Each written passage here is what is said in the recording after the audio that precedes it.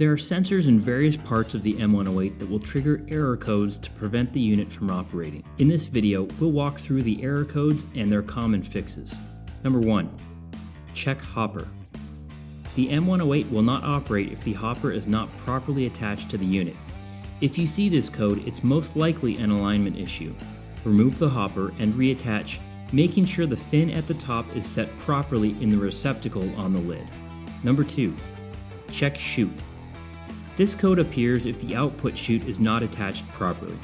Like the hopper, simply remove and try to reattach, making sure you have proper alignment with the lid. Number 3. Check vac separator. This refers to an error with the separator. Likely cause is that the hockey stick lever is not in the fully locked position. Drop the lever all the way to the bottom and then pull it all the way to the top. Number 4. Check lid. This code appears if the lid is not closed properly. Often this is because blade cartridge components are not seated correctly in the machine. Double check their placement and make sure lid is closed and latched. Number 5. Check tote. This error code appears if the trim tote is full or there's a problem with the trim tote sensor. If the trim tote is full, replace with an empty tote. Then, wipe down the trim tote sensor.